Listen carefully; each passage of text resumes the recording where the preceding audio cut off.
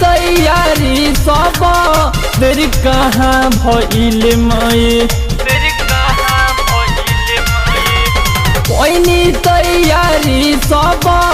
तेरी कहाँ भइल माई लगता कि भूख ही सही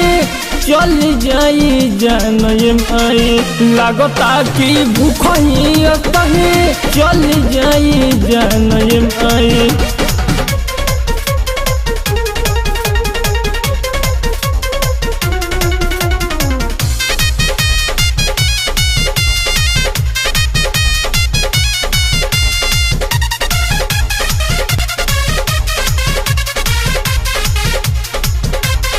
कोई तैयारी सब लेके कर जा मैं हूँ हटा दो गरीब वाला दर्जा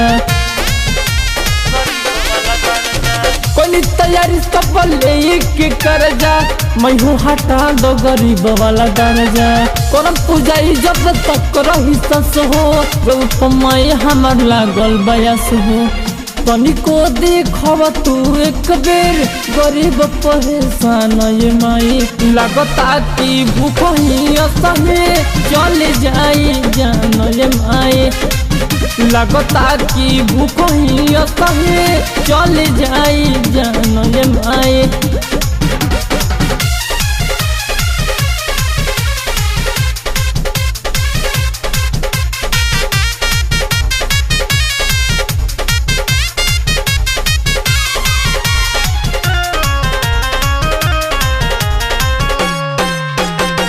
हमें बेटर और डेंजर रजस हो एक बार तो सुन ले तू प्रेम की कलिस हो